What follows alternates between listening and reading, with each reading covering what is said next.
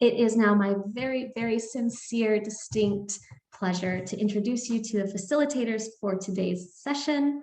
We have Ashley Y. Lipscomb, CEO of the Institute for Anti-Racist Education Incorporated. We're also welcoming Belinda Sáenz, who is a teaching artist. And finally, Tammie Swopes, who is the Educational Theater Adjunct Faculty Member at New York University Steinhardt. Thank you all so much for being here. I'm going to spotlight you now and take it away.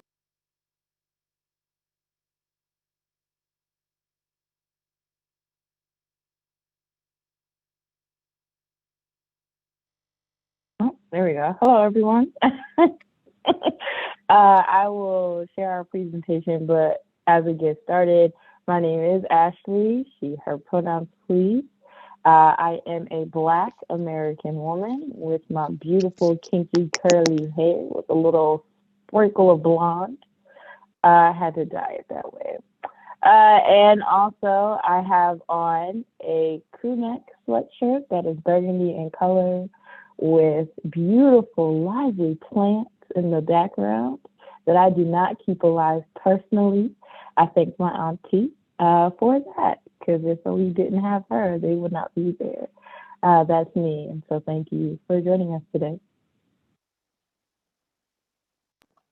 You go, Tammy, you go. Okay, cool.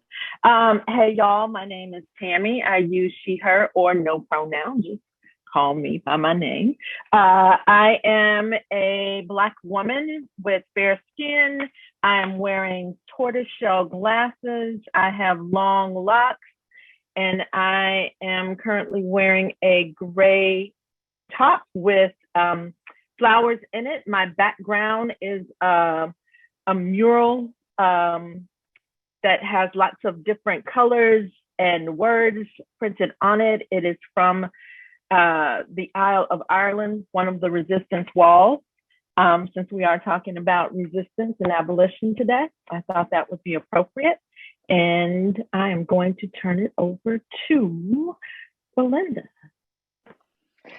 Hello, everyone. I'm Belinda Sáenz. I consider myself a multi or interdisciplinary teaching artist. And I'm a Mexican-American woman. I am wearing my long curly hair up in a ponytail. I'm wearing glasses, and I'm wearing a long sleeve shirt, pink shirt with some rhinestones and sparkly decorations in the chest. And I'm sitting in front of a white room divider, and it is my pleasure being here. I am thrilled to be part of this important conversation. We're ready to go ahead and take it away. So passing on to Ashley. Yeah, thank you all for joining us for Abolitionist Lesson Planning, Communal Art Making, and New Breath. So as we get ready to center ourselves, something we like to do here is to ground ourselves. And as Tammy will lead us in some breath work, but as we get ready to go into that grounding exercise, I ask you to consider the question, how is your breathing? That is the question that will guide us in this grounding. After Tammy leads us through, we will ask that maybe one or two of us who are willing to share will share. What does this question do for you? How is your breathing? Is it expansive? Is it rushed? Is it deep? Does it come from a deep part of our souls today? So that's where I want us to reflect, and then two of us can share. Take it away, Tammy. All right, thank you. I hope that you can hear my singing bowl. If you cannot, just be in your space and notice the sounds that are around you that may be affecting your breathing, your mental, where you are right now. We're going to take a nice deep breath together as I engage the singing bowl.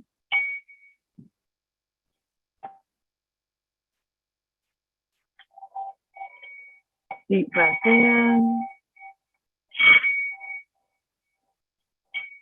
Let it out. Just breathe normally. And do a body check and a scan. As I'm breathing, do I find any tension in my shoulders and my neck? Scan your body. Notice how you are seated.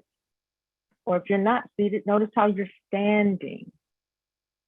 Notice how you connect to whatever you're seated on or the floor that you may be standing on. Where are your feet?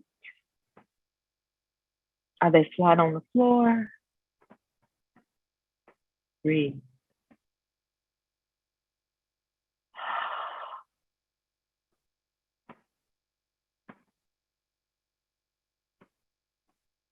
Really be present in this moment.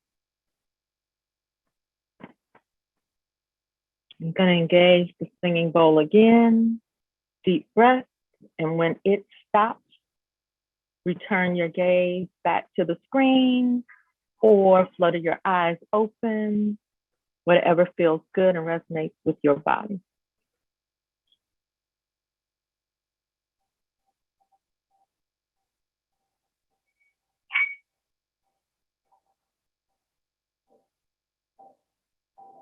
Deep breath. In, out.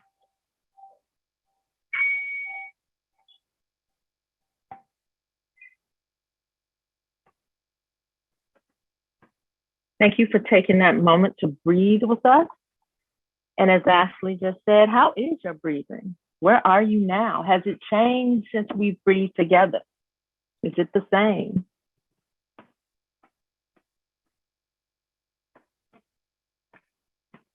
We invite you to also share in the chat.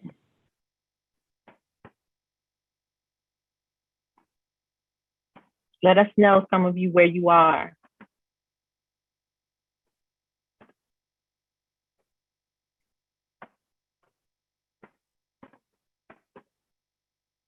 Nice.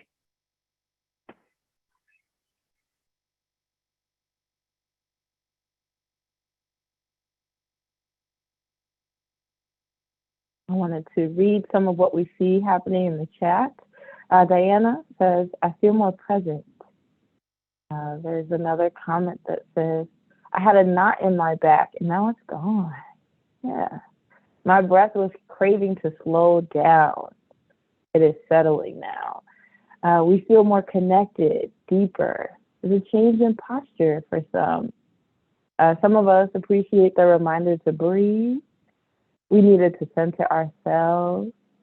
We have folks checking in from Coney Island who say, my breathing is a little shallow today. I felt that.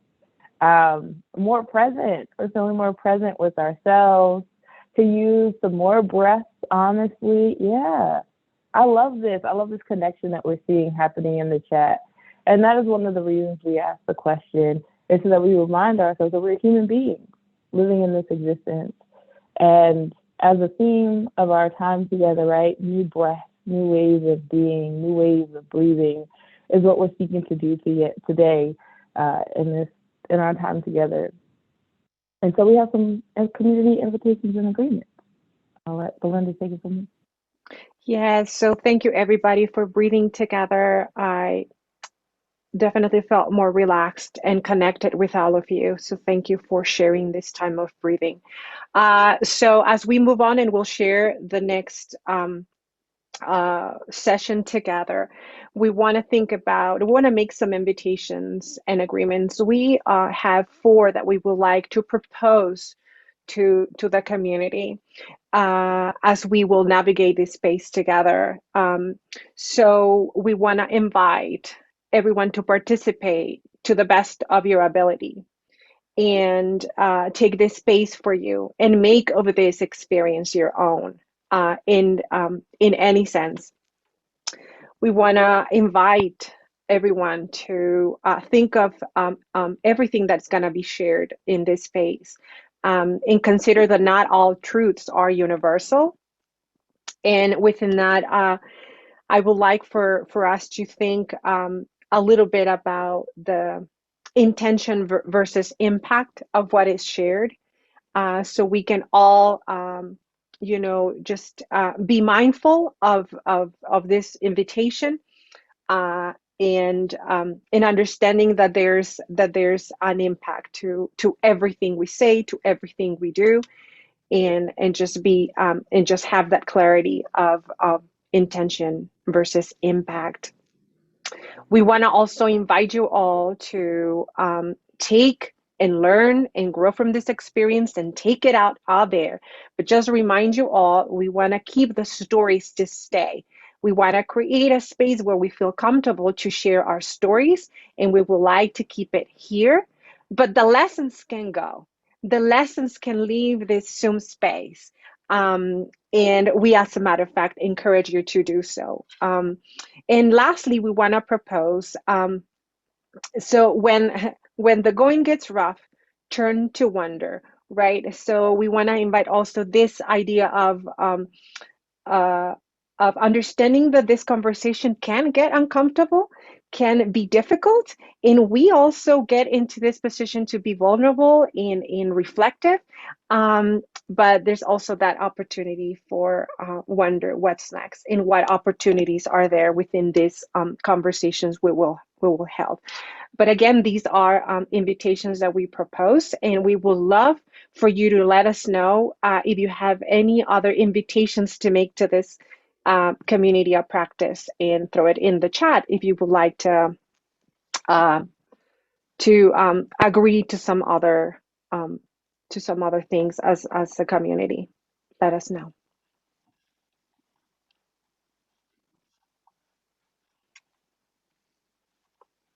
So what other invitations or agreements should we add to the ones we just made? Oh, thank you. Kanine, disagree with the ideas, not the person. Thank you. Great reminder. Let's add it to our invitations. Disagreeing with the ideas, not the person. Oh, thank you, Phil. Permission to speak in draft form. We are framing our thoughts as we go. We are, yes, understanding our thoughts as we're drafting them. Speak up, step back, making room for all voices.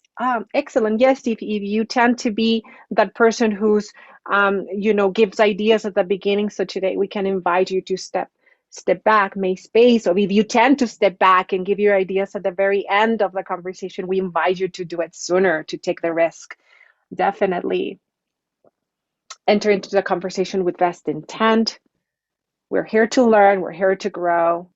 One mic, active listening. Listen to learn, not to respond. So great invitations. Thank you, everyone. Definitely adding this. A few moments for others to come in, call in. Oops, ouch, I love it. Thank you, Joy. Yes, definitely.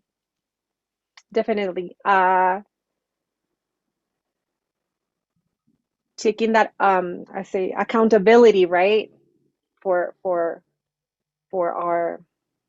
our participation, for everything we're in, being aware and acknowledging that's awesome.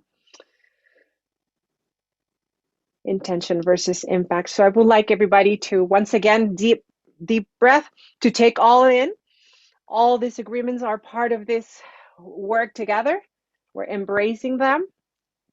Can I have an agreement for everybody, whether that's a thumb up or a virtual? Are we feeling okay with this communal agreement? Yeah, okay, I see everybody. Awesome. Okay, thank you. Excellent. So we're gonna go ahead and start. I'm gonna turn it over to Ashley, as a matter of fact. All right, thank you all so much. I really appreciate you all for sharing those agreements and setting invitations, right, to come into this space as our authentic selves. As we enter in, one of the questions we have is, what is abolition?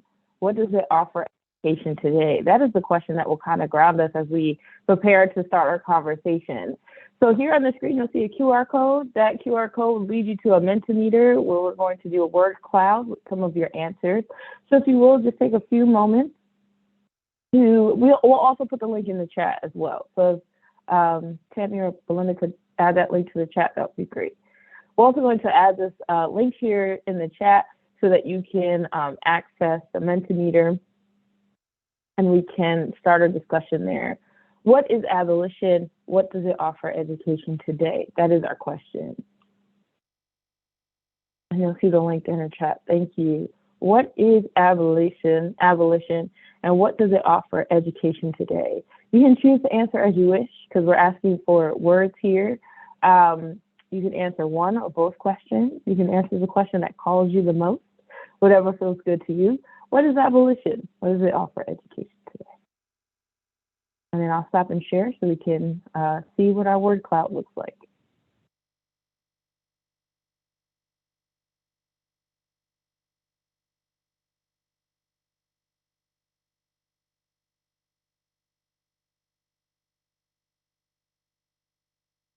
Oh, y'all about to get me riled up. Okay, I'll try to prepare myself, but I don't think I can. Abolition for some of you. I see here freedom, liberation, no cops in classrooms. That's an important part of our conversation. I see systemic change, interruption. Someone says productive conflict to deconstruct. Ooh, this one got me. Permission to be. Permission to be. What a way to see abolition. Come on, somebody. That's a churchy me. Okay, could say myself. I see here dismantling. I see change. Disrupting empire. Absolutely. That's what we're here to do.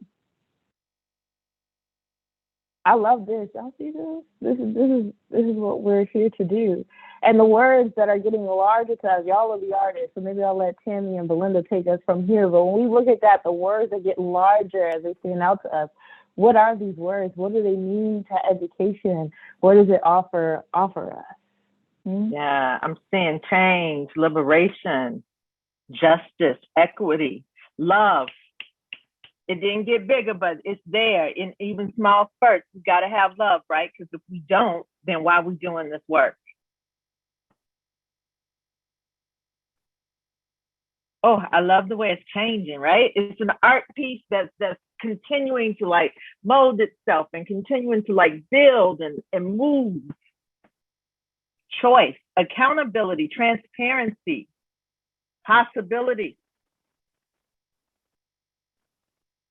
And I also love the way it's moving, like you said, Tammie, and that movement right there, that's abolition. I think about the ways it's constantly moving and changing. We're not static. We're not stuck to a thing. Open ourselves up to understand new possibilities, new ways of being. Yes, thank you. Sorry, I'm also, okay. yes, I'm also thinking a lot about what this means to my work, to my personal work, what it means to my craft as a teaching artist, what it means to my practice as an artist, and what it means. Like, all these words are so inspiring, and what is the impact that it can have in the work I do. So I'll invite everybody to start thinking in that way, what this means for you personally, what it means for your profession, what this means and what impact might have into how you develop lesson plans, if that's what you do. Or if you are, an admin in arts and education, whatever role you play, how it opens to embrace some of these concepts. Absolutely. And so I want to get into what is abolition. So thank you all so much for sharing here. I really appreciate it. And so as we transition to what abolition is, and my understanding as we come to this space, one of the things I'm cautious about more so is that abolition is becoming a catch-all term in education as it becomes more popular. And this actually comes from a book that has truly kind of regrounded me in the work that I'm doing currently. It actually comes from Lessons in Liberation, an abolitionist toolkit for educators from the Education for Liberation Network and Critical Resistance Editorial Collective. It's full of resources, y'all. I put it, we also have a Padlet. So if Belinda or Tammie, if you could put the link to the Padlet in the chat, this Padlet that we have, we will take with us, but I put this as a resource there for you all. You'll see on the Padlet that you can ask questions there that come up for you in case we don't see it here in the chat. They'll live there, we'll respond there as well. We invite you to reflect there on the Padlet as well. So that link is there in the chat. And so that Padlet you will have access to for the weeks after this presentation. And so one of the things that this book invites us to as a collective is that abolition is not a theme, an abstract idea, a slogan, or a metaphor for all things social justice. It is not a newer term for or a form of culturally responsive teaching. It isn't the next evolution of anti-racist teaching. So what we saw from all of you, right, in that Mentimeter, what you are thinking about in terms of abolition, this is a reminder for us that abolition is an active act, right? We are actively creating new things. We are actively creating new systems of care, new ways. So it's not just disruption. It's not just dismantling. It's not just, that's a part of it, and that's a big part of it, right? Resistance, removal, disruption, breaking those things apart. But it's also creation. It is imagination. It is the ways in which we create new ways of operating. And so it requires us to do a few things, right? It requires us to create lessons where we are asking students not only to connect with themselves, but to connect to the ways that they are living and breathing in the world. So yes, it is a call for us to do the work in our classrooms in terms of how we interact with students, but it's also a call for us to do this in the real world. We have communities, states actively banning children's identities and the ways in which they're being cared for. We have states that are banning books that are important for students to learn about what it means to be critically aware of where they are in this world. And so that's why I say that abolition cannot be a catch-all term for the ways in which we seek to do more inclusion work in our classrooms. It has to be the active creation of something new. Where are you donating your resources and your time to make sure that students are not only loved in the classrooms you enter, but they are loved in the world that they return to? That is the call for abolition. That is why we must do both. And so what is it? It is an offering, right?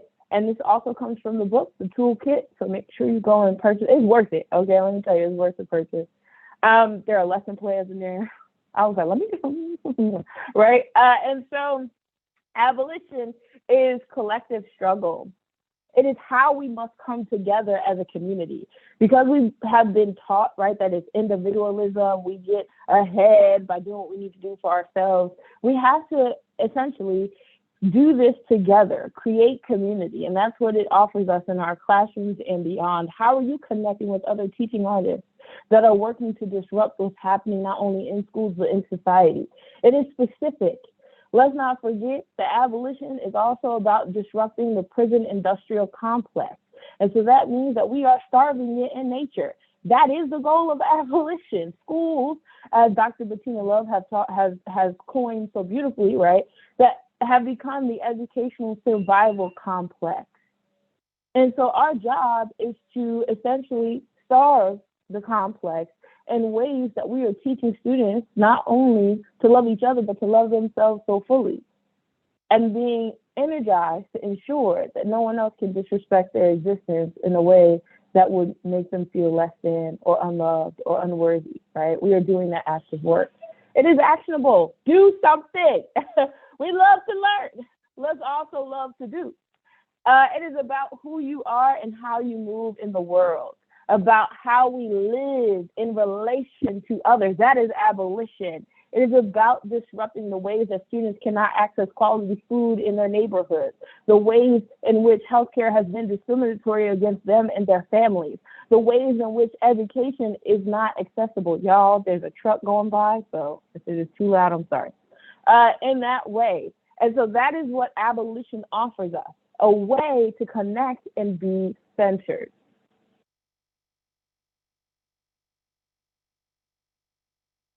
And then we also want to look at the ways that abolitionist lessons should show up, right? So they should essentially cultivate community and strengthen relationships. They should honor the full humanity of all students. How are you thinking about being accessible? If it requires movement, what students will be included or excluded by the lesson you are designing? You want to make sure that the humanity of all students is affirmed. So that means that we are being accessible in multiple ways in our lesson planning.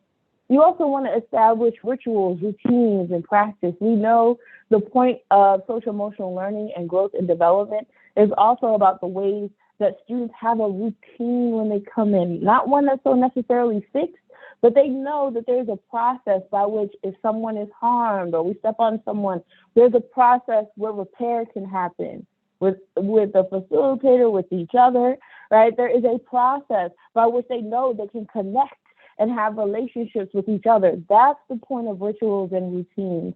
It is the grounding, it is the connecting, it is the way that we are reminded we are human. And then also you want to incorporate opportunities for imagination and freedom dreaming. But in order to do that, you have to provide context. We cannot dream of a world we've never seen if we continue to get the same sources and resources that we've had in the past. If we were to get rid of the prison industrial complex today, we will create new systems of punishment because we have not invited ourselves into the form of imagination that will require new learning. We have not invited ourselves to dream of a world where those things don't exist in the first place. And so what does it mean to start with imagination and joy for students? And so that's what abolitionist lesson planning offers us, and this is what it should include, from my opinion. But this is also a starting point. This is not the end all be all. So on the Padlet, we ask that you provide some resources to the collective, because that's the point. We are building that collective today. So I've started. If you have some more resources, I'm asking you to share. Who have you learned from? How have they benefited you? Add that information to the Padlet. And then finally, there are some ways that we can do this. Goldie Muhammad in Cultivating Genius offers a historically responsive literacy framework. This is for literacy, but she offers us a way in which we can see abolitionist planning, lesson planning happening in real time. So she says one of the ways that you can meet these markers is to include conversations about students' identities. How do you call them into learning something about themselves or others? How are you calling them in? How will your instruction build students' skills for the particular discipline that you're teaching them from? Also, how will it build their knowledge, right? They're powerful resources in that way. And then also, most importantly, how will your instruction engage students' thinking around equity and the disruption of oppression? How will your lesson do that? Because that is a point of abolitionist lessons. We can't say that we want to do abolition and we don't get into the work of allowing students to be critical of the ways in which they are oppressed, critical of power and privilege, right? And most importantly, how are you going to incorporate joy? We forget that laughter is anti-racist work, it's abolitionist work. How are kids going to have some daggone fun? Okay? And so that's where a framework that I like to use that kind of offers us a way in to the work of abolitionist planning. And then I'm going to pass it on over to Belinda. Thank you so much, Ashley. Wonderful information to keep in mind. I would like to go ahead now and speak a little bit about everything that we have shared in context. One of the contexts that I navigate, which is dance education as a teaching artist. And before I go into that, I want to just briefly mention that the Padlet includes the link for the New York City Arts and Education Roundtable Abolitionist Arts in Education Curriculum Guide. Just briefly mentioning before I dive into my part in dance and talk to you a little bit about the development that I want to share with you is this is sort of part of a collaboration that has some months in development, us three and other teaching artists who got together and got the amazing support of Ashley.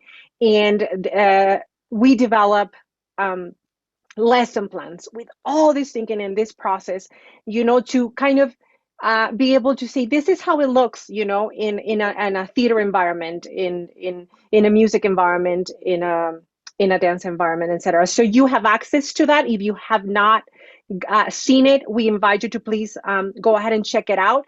You'll notice that there's a sample lesson plan of at least 4 disciplines. Am I correct, team? 4 disciplines, right? And if I'm not mistaken, and there also we have the fully developed lesson plan, and also with the video, with a component of a video that each discipline had. So we invite you to get that. I'm gonna, if someone can copy it in the chat, that would be amazing. Thank you so much, Kinsey. It's there. And so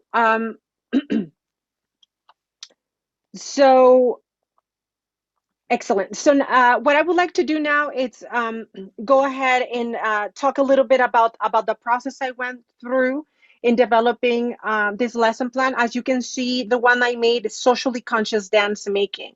You'll be able to find the in the guide.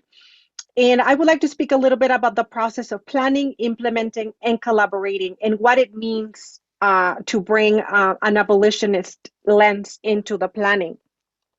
So if I can go ahead and go to the next slide. So part of that,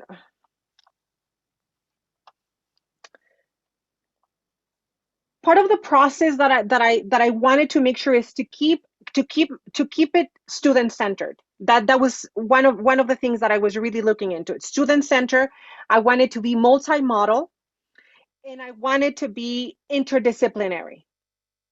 Those were the main things that I was thinking as I was invited to bring this. I wanted to make sure that it was all about the students, that I wanted to engage in multiple ways, and that it was interdisciplinary. I want to briefly go over the objectives that I designed for this particular lesson. As a context, I want to share with you that I conceived this lesson plan as a sample within a wider unit of study. And before I move on, as a matter of fact, Ashley, this is just kind of like a little bit of the script, just following the essence in the room, if I might. Can I share the screen briefly? So I would love to go to our, thanks so much for your flexibility. I appreciate it. This is awesome. I'm just gonna share this really briefly once again, which is wonderful. So I just want to go back to it. And I would like for us to, like I said, when we were reflecting about this, what this means to me. That was one of the first things that was starting, going through this. What it means to me, to my teaching, and the lesson plan that I wanted to design. So as I go there and thinking of my discipline, I'm going to invite you all. Can you please look at this wonderful cloud that we created together and choose one that resonates with you? It can be one that you shared, or it can be someone else's. Can you please all look at it and share? Choose one. Choose one. You don't have to tell us what it is. You can write it down. You can think about it. But choose one that really sort of resonates with you, that you would like to dig deep into it. And at this point, I would like for you to think about how can you represent that concept with your body, with your facial expression, with your hands, with your arms, giving this frame that we are. A few seconds for you to think, how can you embody or represent what you just chose? And I would like for us to do it together. Humor me with this. I would like to do it can be one movement, it can be one frozen pose, it can be one small gesture, whatever you came up with. Yes, and I would like to invite you to do it all together. 3, 2, 1, action. And I want you to hold it for a moment. So hopefully some of us can see what others are doing. And maybe connect with one gesture that you're seeing, and then change from yours to one that is sticking to you. This is my connection. This is mine. And then I'm noticing this. Ooh, and out of a sudden I have two. Out of a sudden I have two. Okay, got it? Okay, excellent. So we ended up with two. One is yours. One is from someone else that you're seeing. Let's do it out of super quickly, and we do it yours, and you shift. Excellent. Thank you so much for humoring me. Great, great, great. Excellent. Thanks. So as we embodied these gestures that are rooted in these amazing words of abolition connected to justice, to equity, to love, we created two small gestures that then I developed. And the reason I wanted to take you there, as we go back to the slides in dance, is because that was part of the process I went through, and part of what I wanted to sort of accomplish with this lesson. And as you can see, I wanted to work with personal and sociocultural awareness in of course in my discipline, which was dance, and develop skills of expression, perception, and analysis through movement, as I just briefly went through it with you. And as a theme, I wanted to reflect about the Black Lives Matter movement. So that's you're gonna find that in the lesson plan as you dive deep into it really briefly. So for this lesson plan, you're gonna see that there are specific goals of the day, and I focused on embodiment. And I went through a very similar process that we just experienced in guiding the students to come up with some ideas related to Black Lives Matter. And then I chose justice and resistance as a goal for the day. We can go to the next slide. That's where I am. And so going back to another intention I had, make it interdisciplinary. So I brought poetry and dance together along with some visuals. So in that lesson plan, you're gonna notice that I'm bringing and using poetry and visuals as part of a toolbox that I propose to the students to create, to go through their dance making as a group. And then finalizing with reflection and assessment of the work together. Going to the next slide, again, you're gonna notice I'm going briefly through this kind of quick overview of the lesson plan because there definitely it is in the outline. I'm sorry, in the guide. But I wanted to talk to you briefly how were the steps in my head developing, and how it fits into what Ashley shared with us in terms of the different things that she suggested that are part of the abolitionist lesson plan, and how I grabbed that to make it part of my lesson plan. So in the check-in portion of the lesson plan, again, everybody should have access to it already. If you haven't gotten it, you can download it. It's creating movement or action of the day, and that's part of the ritual that I have developed, or that it can be developed throughout the unit that I'm proposing. And that is that we become comfortable to share movement and gestures of the day. And though an example of that ritual, and I'm going to propose it in the Padlet as well as an idea, is having them think about themselves and things they shared.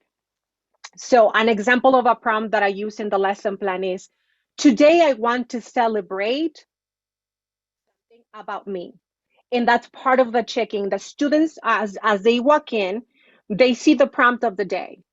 Today I want to celebrate about me. So as we are ready in the checking for the class, they are already thinking about, they want to celebrate something about themselves. It can be anything. It can be an accomplishment. It can be anything they want to celebrate. And then they develop a movement of action of the day, and they share it the way we just did. And then we go into the opening ritual or warm up together, where we're able to share the gestures with one another. And in the lesson plan, I also propose some other prompts that that you can use. An example is like yesterday I really liked or enjoyed something else, and they can share it and create movement with that.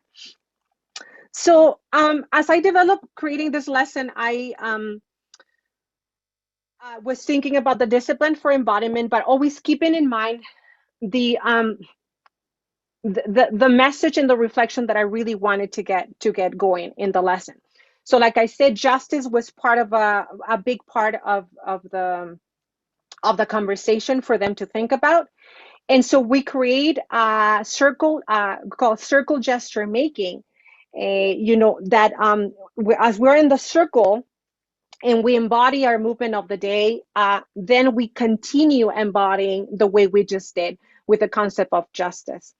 And we develop what I call a community phrase. And that community phrase will become a short phrase that we all know together, okay, that we all sort of have in common, and that is connected to justice.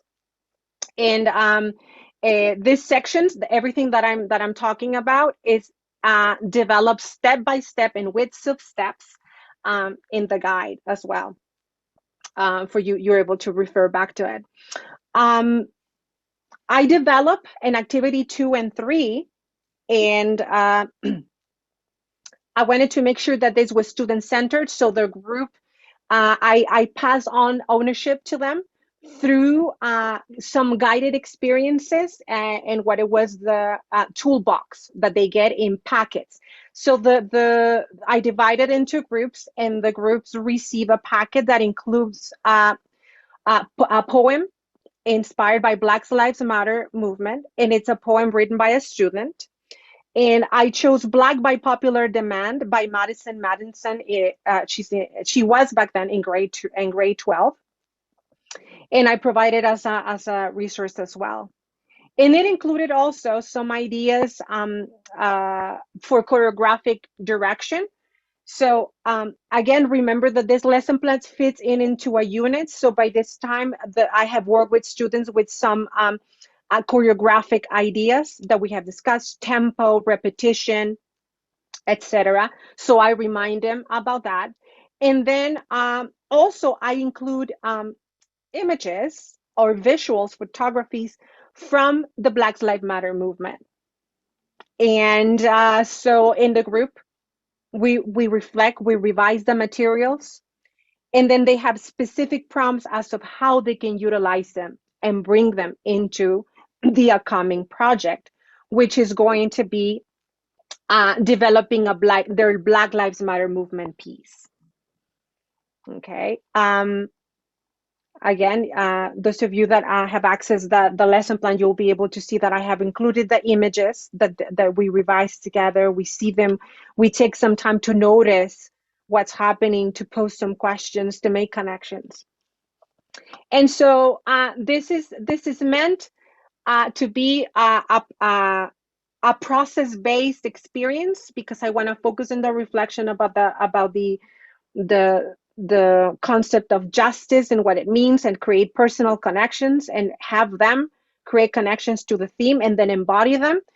And we finalize with the sharing or reflection. So you'll see that some ideas for sharing this work in the lesson plan as well.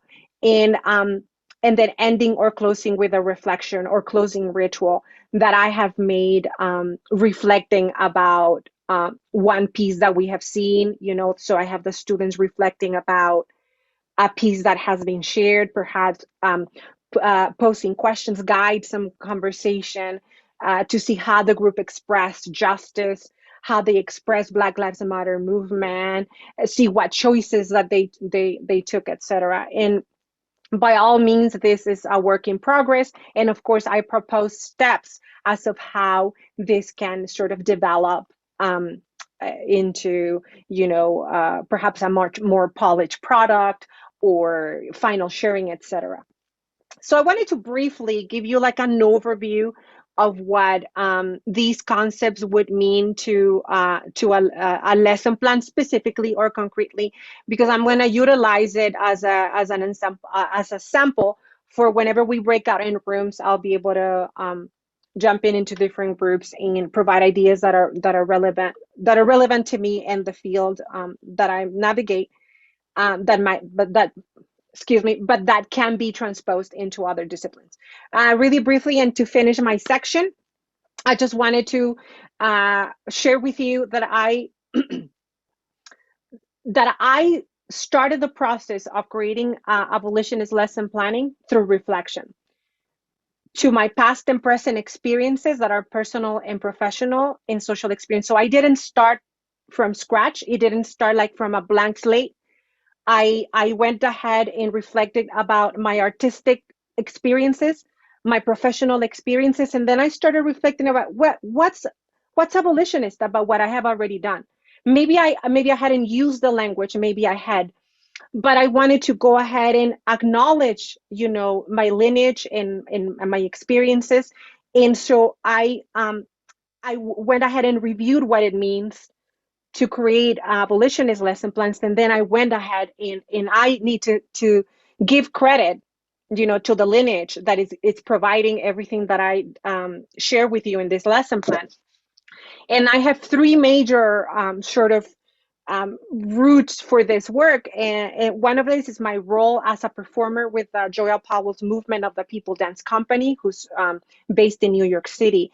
And the socially conscious choreography work that we did, I was part of the company for about 5-6 years. So I did a lot of work, and we did a lot of work that the director learned from the Agosto Ball Theater of the Oppressed. So it is an interdisciplinary company that we work with dance, mainly dance, but it is multidisciplinary.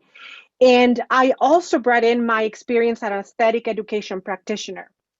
I have been teaching artists with Lincoln Center Education for about 6 years, 7 years, something like that. And we work with a very specific pedagogy of aesthetic education. And I realized that the pedagogy and the learning frameworks that I had worked already helped me to frame the lesson plan and think about, every single steps that we had agreed that we will include into this. And so finally, I would say that I needed this work to be authentic for myself. So that means that it had to be meaningful, personally relevant, right? It had to be important to me, and it had to bring that passion for the art and for speaking these themes and exploring it with my students. So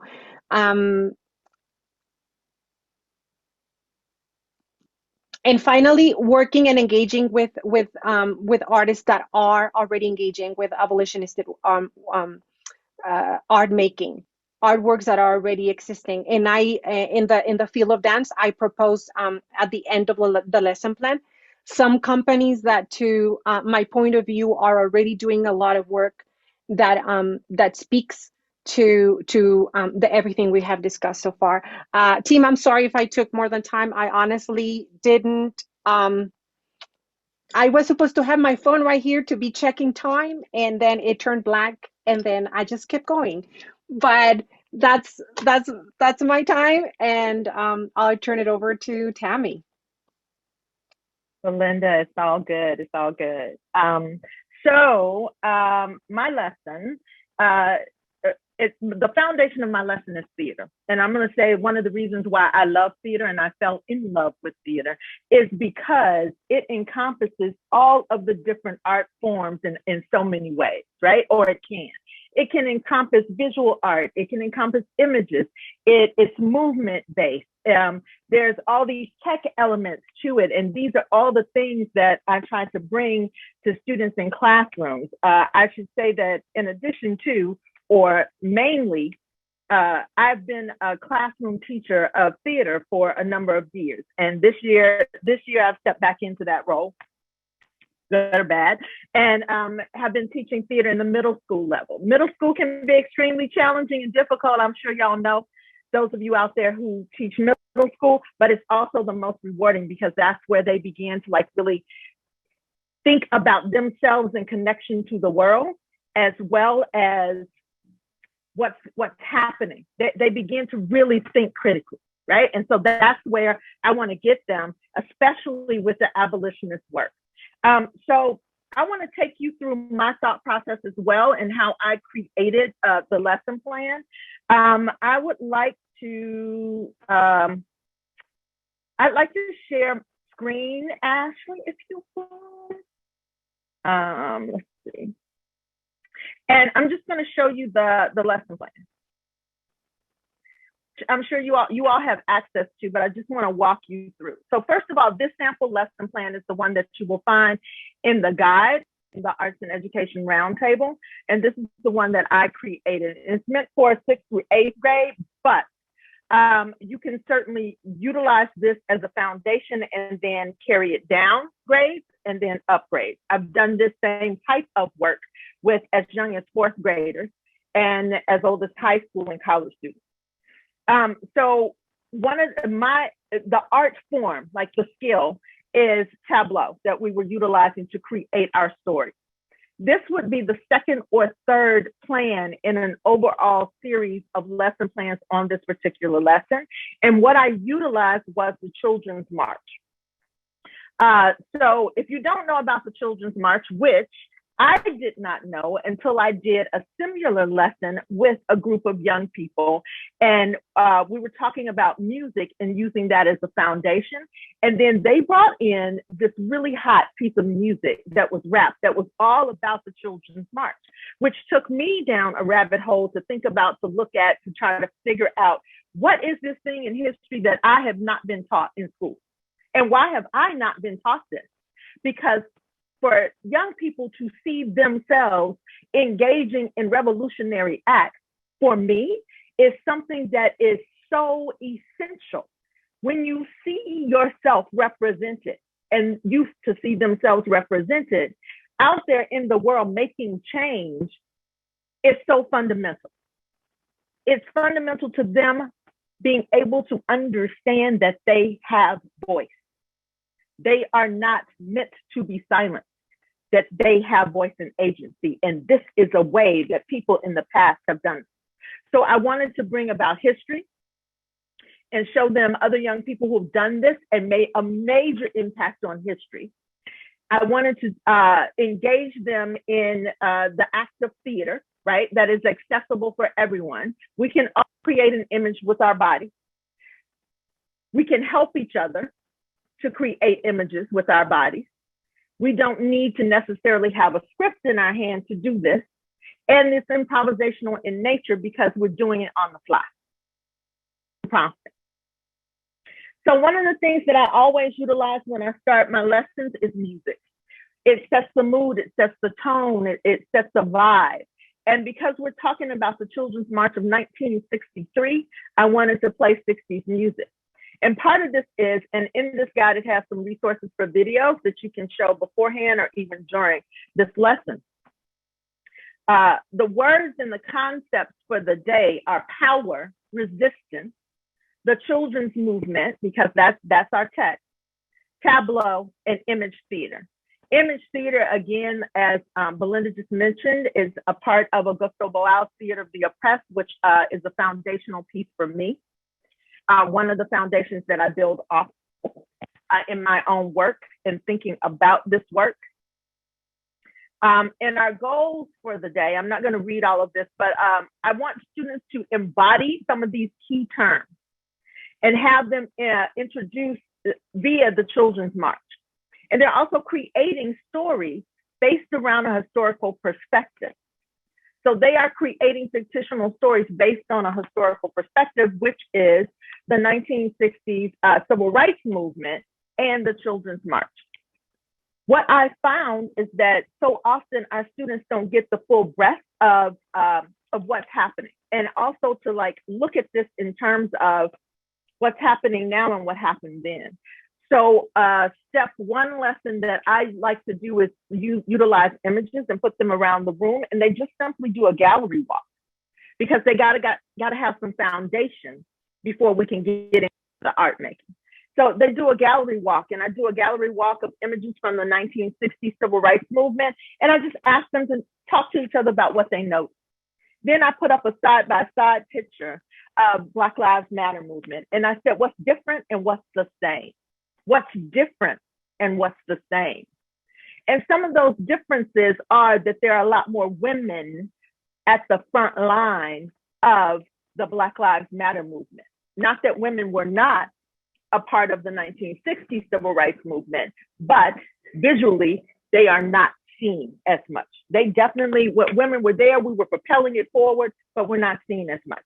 And that was important to me too, when we're talking about young girls, to see themselves in the fight, in the movement, and to understand that we were always there. We always have been there. We have power, we have voice, that everybody has voice and agency in this room, no matter what your gender, what your race, what your ethnicity is, what your religion, what your whatever. We all will have power and agency with what we create together, and we're creating community in order to do that. That's extremely important to me in this work, which I think is a key component that Ashley laid out for us, is a part of abolition. It's the creation of community. So I asked the students how this music makes them feel, and they can write it. They can write it, they can draw an image, we talk about it, we utilize all the forms of knowing. Then as an open ritual, we go back to our agreements, just as we did today, where we established agreements with each other.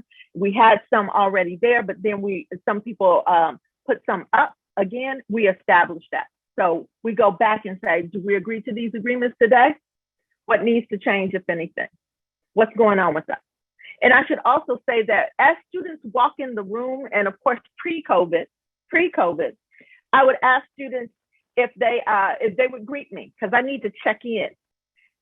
They would greet me with either a handshake, a high five, or a hug. Of course, it's COVID, and we don't do that right now, but I still need them to greet me. So I greet every student as they come in. Hello, beautiful people. How are you today?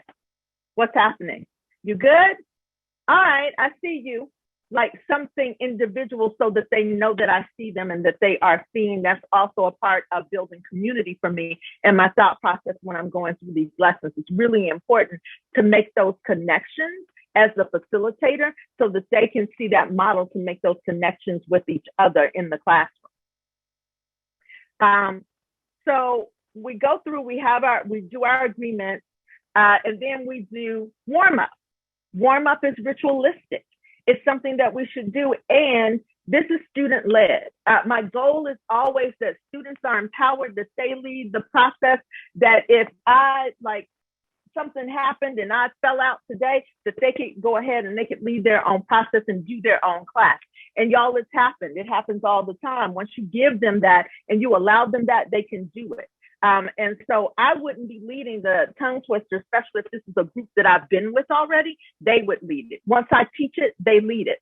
Volunteer, they share the space. Community is extremely important. And I think the conversation around what community is and who can step up and step back, and when we do that, is definitely a part of the whole thought process for me around creating these lessons in abolitionist thinking as we're moving forward. I feel that a lot of the key ideas in abolitionist thinking in terms of creating these lesson plans were already in my brain, and the way that I picked up things along the way in my own learning as an artist, as an educator, that have become a part of me even before I knew what abolitionist education was.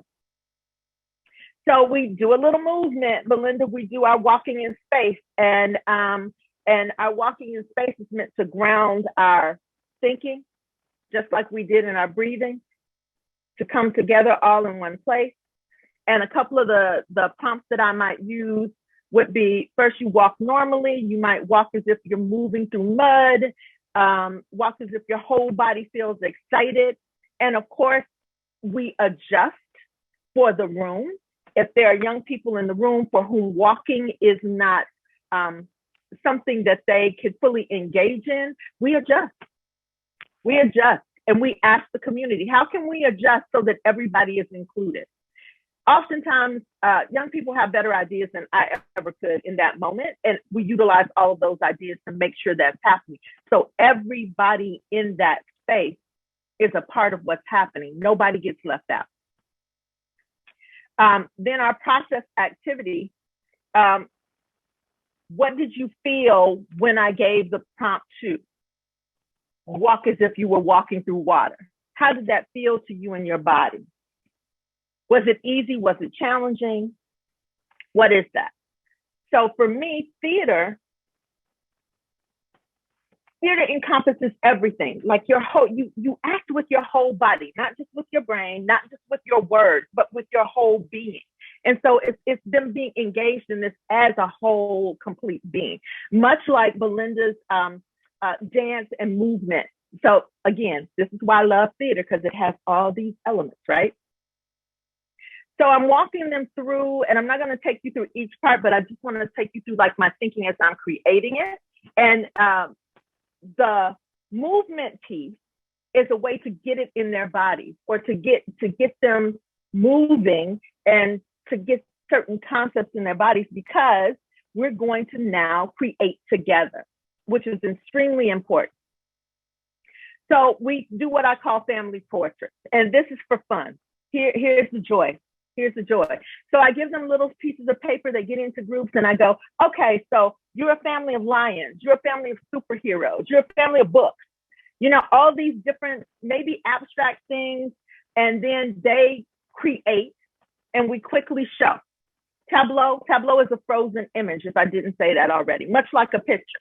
So they'll be utilizing visuals and creating visuals with their body. So it doesn't move like a picture. That's what I tell them. If I was running in space, what does that show? What does that picture mean? What's the story? What's the story behind the tableau I just created? So that's how we kind of get into what are tableaus. But again, this lesson was created to be the second or third in a series, and therefore they would have already gotten like what the tableau is and how to do that. So when they get into family portraits and they create them, again, they're working together, working in little small parts of this community, working together, figuring it out, and then showing what they've come up with. And it's fun when you see like these images of like what they think a family of like superheroes is, or birds or books, right? So how do you do that? They figure it out. So we do that and we show what we have, and then we would go back and do the same thing, but I would ask them to create an image based on the word resistance or power. So we're not just talking about what these things are, or what they think these things are, but we are getting it in our bodies. What does resistance mean? What does power mean? And it mirrors back to the walking in space activity. The next activity is an individual practice, right? So I'm showing them a video, reminding them about the children's movement and the context that we're inspired by. And then I'm going to give them photographs of the children's movement. And these photographs, I'll show just a couple. I think we can see them. They're going to look at the photograph and they're going to create a tableau based on the moment before this photograph or after this photograph. So they're not trying to figure out this particular image and get into a tableau of that, which they certainly could do in a different lesson. But for this one, I want them to think about what happened before, what might have happened after. So they have context. They're creating the image, and we can create stories from there. So the next thing after we've created these images, maybe the next lesson is we go back to our images and we're creating stories. Always have to have a closing ritual. One of the ones that I like to use is pass the applause. I believe that everybody should get their flowers. And therefore, that's one way that we do it. We have to look each other in the eye. We have to go around in a circle and give applause. And that's that lesson. Where am I? I'm going to stop share now so I can see people. I feel like I'm out on the island when I can't see people. That's why I love theater too, because I like to see people and engage with folks all the time, you know, especially young people, because they have such fantastic ideas. All of us have these fantastic ideas. If you can't tell, I get really hyped and excited about my content area. I absolutely love it. And I love it for young people because it is so empowering for them when they can see themselves, when they can create something, when they can be in the forefront and get celebrated for what they are doing. I need to bring the joy factor. And like, I ain't gonna say it's not gonna be a challenge sometimes, because it is, but they get that joy in like just creating and being and thinking through it. So it's problem solving. Once they learn the skill of problem solving, it translates through the rest of their lives. And that's one big thing that I really, really, really want to connect with and wanted them to connect with in this lesson. I consider myself an artivist. I use my art as a form of being an activist. And I teach young people and all people to be artivists as well. And in that, this particular lesson is geared toward them seeing themselves as youth, having an impact that is life, world affirming and changing, and that they can carry that in and then do other things with it. So by that fourth or fifth lesson, I'm going, what problem do you see in your community and in your world? And how can we create a piece of art that is going to address that? I've had fourth graders want to protest lunch. Y'all, they wanted to protest lunch. I'm like, okay, let's do that. And then what I really found out through that was they didn't really want to protest the meal. What they wanted to protest was how the lunch staff treated them. So it was about their humanity and not understanding why they were being yelled at when they reached to take something, but then they decided they didn't want it. I'm like, oh, that's what this is about. Okay, let's do that. Let's do that.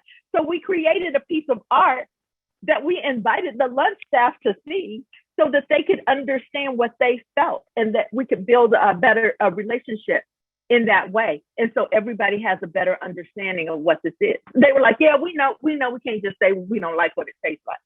But then they also brought examples of what lunch looks like in other countries, right? And these are the things that we think are more healthy for us that we could eat. Why can't we have this? And they talked to the nutritionist and they got some things changed within their community. So and these were fourth grade. So like, I'm just saying, as an example, those are the things that inspire me that I want to have happen. So it's like, I want them to be able to educate, because not many people know about the children's movement. So them to educate in that way, and also for them to like take hold and begin to like problem solve and tear down these oppressions within their own communities that they feel and they see every day, but nobody ever asks them about. Nobody ever listens to their voice. This is a way for them to have voice and put it on display. All right, y'all, I'm off my soapbox.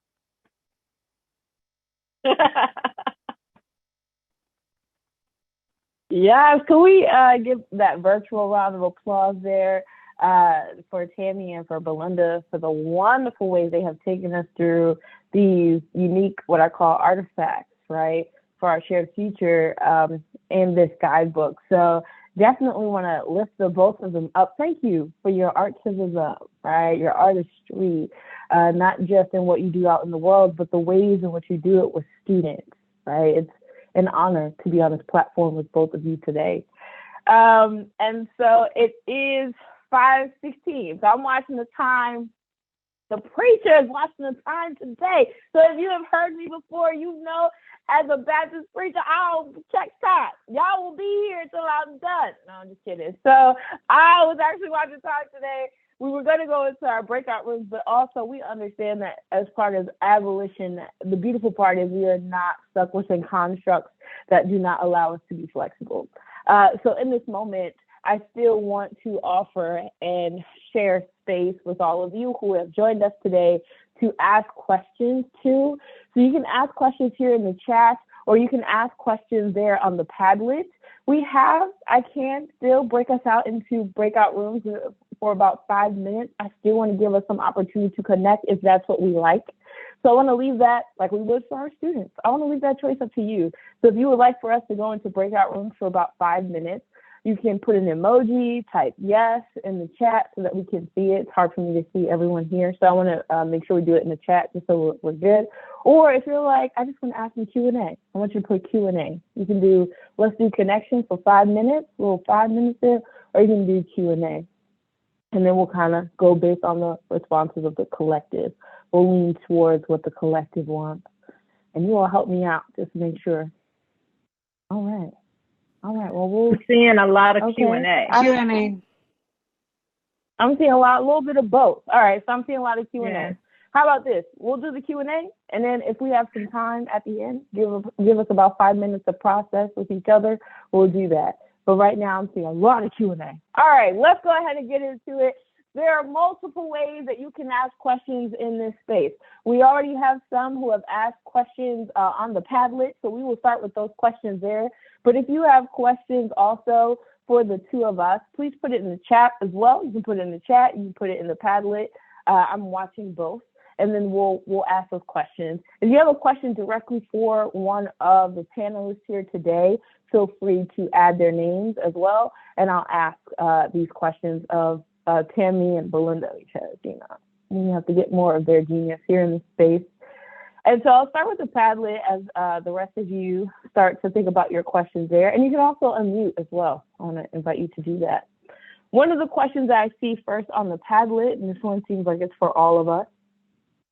What recommendations do you have for dealing with less abolition-focused admin or classroom teachers? As an example, my fifth graders were doing a comic course telling the story of a hero in the BLM and racial equity movement. And during a conversation on police brutality, the classroom teacher refocused the conversation to be pro-law enforcement with the justification of, we do not want the students to be afraid of cops.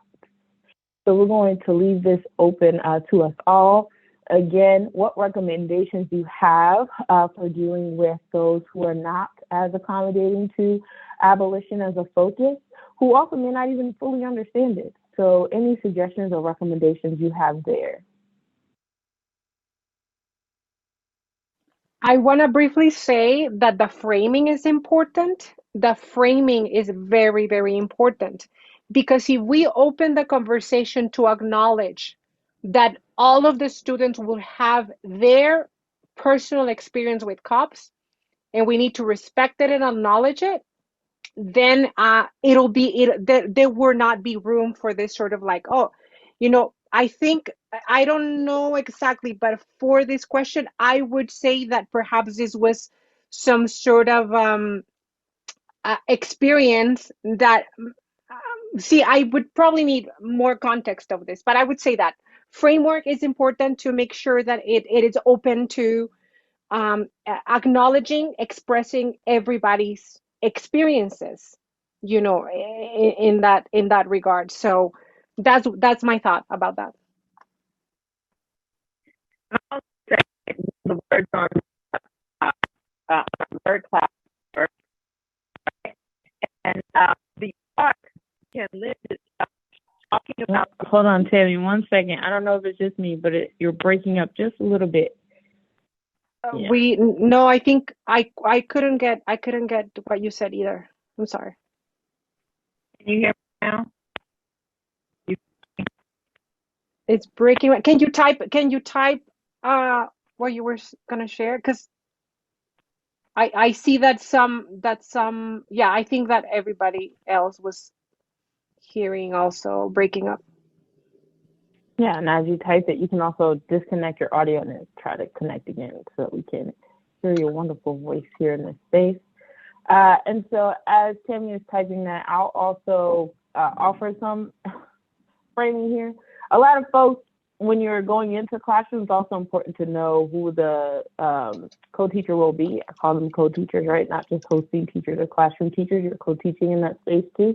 So it's also important to set context for the ways in which you are defining some of these topics and terms, like what is abolition, having that clearly stated for yourself, Tammie and Belinda so beautifully talked about their own, right, positionality and how they come to the work, it's also important to name that, right? So it's important for you to pre-plan, essentially, because you never know who you're going to work with, your own responses so you're not caught off guard. The best facilitation is those in which you are prepared to enter into that space. So that's one for me. Also, just naming, Belinda already said, naming clearly that not all students share that experience. And also, you should be more informed about that context, right? What is policing, the history of policing in America? How does it trend and how does it speak to us today? And how that history is very present. So there is work that you should also do, which I think is also just important for these lessons, is for you to have that clear framing for yourself. Too often we believe we're doing abolitionist lessons and we have not necessarily done that framing. So one of the ways I also like to do this to sort of segue people back to what is that we're talking about when someone kind of shifts the direction, right, away from abolition, is to also ground students in questions. I love to ask students, how do you define safety? And if they don't mention police officers, that's another question of, well, what is safety? How do you understand these relationships? And that is a way to also kind of allow students to navigate the conversation. So sometimes you don't even have to check that educator. That child did it. And so sometimes it's a way to do it, and that way to call students in, right? I don't know if Tammy, you were able to fix that. I just want to voice out what Tammy shared because I think it's really important about this idea of like utilizing the art itself to talk about the thing without talking about it, understanding that the idea that as artists we have, the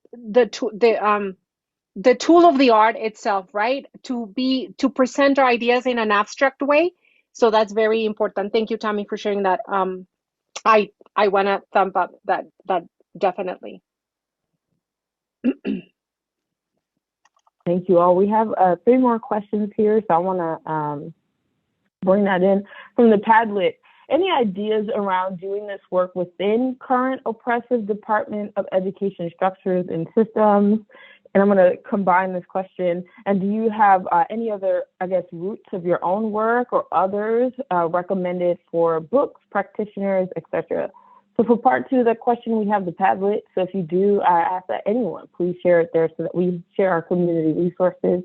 And if you haven't done so already, just also tell us, this discussion made me realize. Bring that into the Padlet as well. Any opening rituals and examples are also welcome. So any ideas around doing this work within these current oppressive systems as we do? We'll take about 2 minutes to answer this, and then we have one more question in the chat. And then I'll also say just do it all the time. I'm sorry, we can't pick and choose when we want to show up. That's me. So if you see it happening in these spaces, because I say this, the petty side of me is riled up. Most systems and institutions are already operating on like white supremacist delusions, are already operating on harm and punishment and all those things. So if we know that that is true, then we are called to show up at each and every moment to call something in, to disrupt something, to name something for folks who may need something named for them. And I mean, Tammy talked about it earlier, use your art to also talk about the ways in which if a school is going to be more loving to students, then maybe we shouldn't have police officers in these spaces, knowing the relationship and the history that Black students, immigrant students, Indigenous students may have with that form of punishment, surveillance, and policing, right? What is a way that you can use your arts and dance making to constantly disrupt these systems? And also, when you're talking to a teacher who is, or a co-teacher or an administrator who is just not as well-informed, because the loud and wrong will be loud and wrong no matter where they are. I encourage us to also just think the ways that we can call them into questions, like I would students. Well, why is it that this is how you feel, right? Questions are always a great way to start.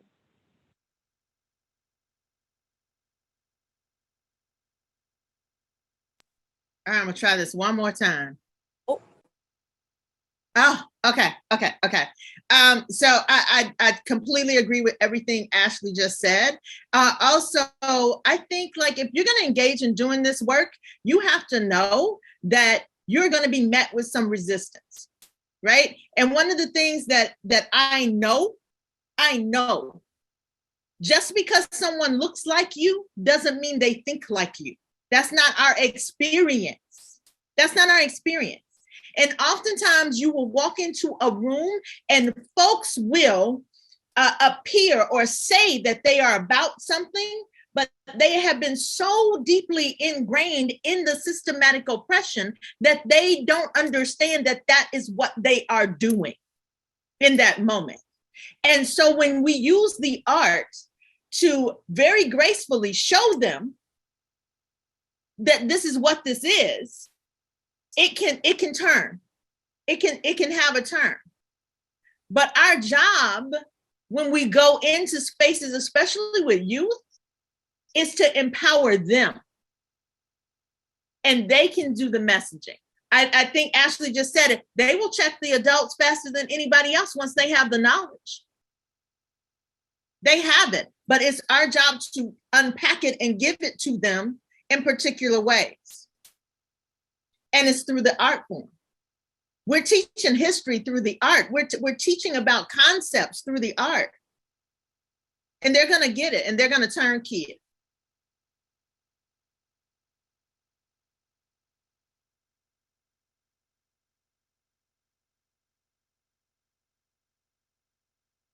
Thank you. Tammy, I believe we have a follow-up question for you. Tammy, can you speak about that feeling, that intuition of knowing but not knowing as a part of the creative process, as part of abolitionist teaching framework and framing? I am intrigued by this. Sure. If I'm understanding the question correctly, there's a whole lot of stuff I don't know about a whole lot of stuff. And I am open enough to admit that I don't know. And when I see things that I don't know, or I have wonderings, it's really about wondering. What are the questions that come up? And then how do I educate myself, excuse me, so that I can educate my students, or so that I can create from that. And sometimes for me, creating starts with the question.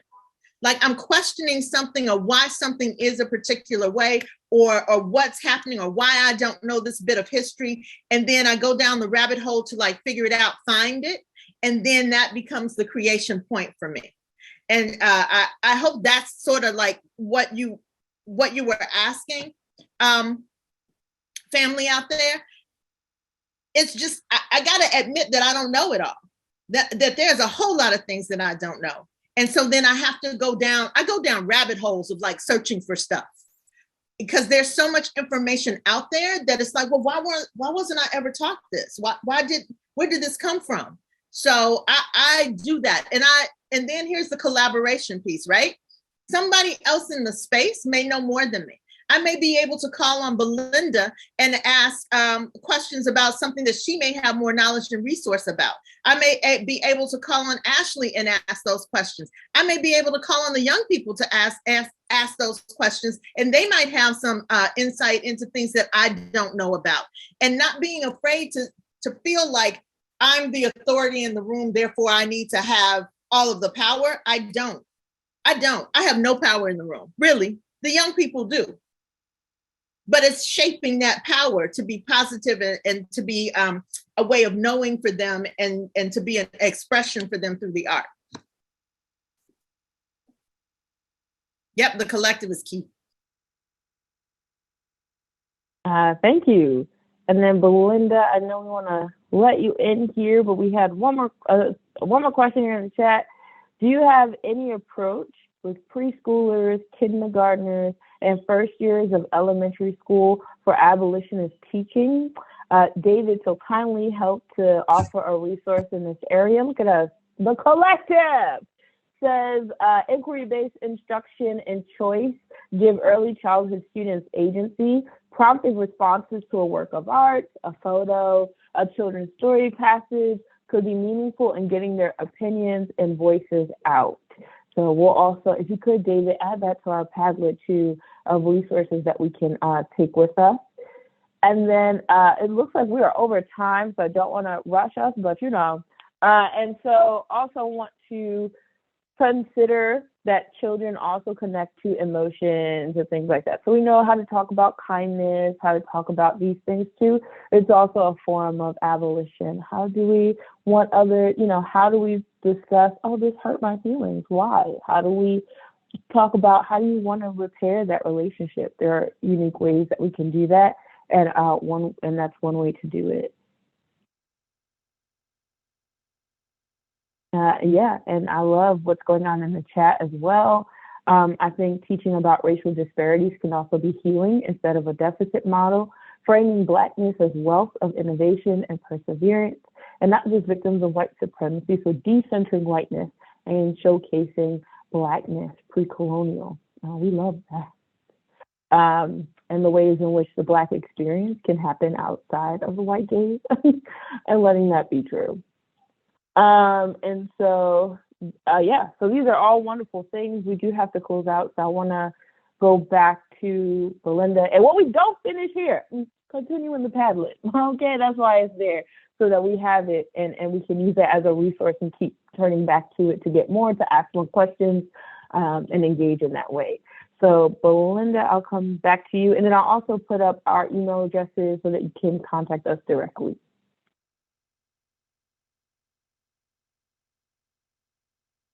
We want to, before we go, we want to just end with this. If you can share with us one word, one color, image, song, lyric, or movement that expresses what resonates with you after this session. And it can be one or a combination of these. Feel free to share through the chat if that's verbal, if that's one word. Share with us the color if that's one word. If you want to share it through the screen, that's also amazing. Thanks so much. We're closing. I know we're a little bit past the time, but we want to thank everybody for being so open and flexible. Full action, transparency, motivated are wonderful words to end the session with. Humanity. And then finally, this is the information if you want to reach out personally to us. You can see our social media information, our emails. If you want to reach out with any questions, continue the conversation. Let's highlight that we're a community of practice, and just highlighting what Tammy said, we are resources for one another, and let's take advantage of that. Let's empower one another through that. And thank you. All right, thank you all so much, Belinda, Ashley, and Tammy. Thank you for this session, and also allowing us to move through it with flexibility and space for each other, pivoting as needed. That's just such a wonderful model for us all to take with us through the rest of our day and into tomorrow. So I just want to express such sincere gratitude for all of the work that you did on the Abolitionist teaching guide, the curriculum guide, which is accessible on the Roundtable's website, and for being in this space with us and sharing your expertise. We are just so grateful to you all. I wanted to quickly, for anyone who has a couple of seconds, I'm just going to launch a quick poll. It's 3 questions just to get a little bit of feedback on this session. If you have a moment, this would be lovely if you could share with us your answers to these 3 questions. While you're doing that, I just want to highlight a couple of things. Our next virtual session is going to be on Monday, April 18th at 10 a.m. That session is called Beyond Land Acknowledgement. Since you have already signed up for virtual sessions, you will receive some information on that tomorrow, and then again the day of the event. I also want to share with everybody that the New York City Arts and Education Roundtable is going to do a 2022 job fair. It's something we used to do annually. We haven't been able to for the last 2 years, so we're super excited to bring this opportunity back to our community. If you would like to learn more and sign up, you may do so at the link in the chat right there. And I also want to highlight that a couple of other teaching artists who worked on the guide are going to be facilitating an in-person session at FaceToFace in Brooklyn next week. That's Thursday, April 21st at Mark Morris Dance Center. We have maybe 5 more spots for that day. So if you're interested in joining us in person, please register to do so. And we'll have a continued experience with the curriculum guide there. And I think that is it. Thank you all so much for being here. And thank you again to our amazing presenters. I am going to end this poll and close us out. And I hope you all have a wonderful evening. Thank you.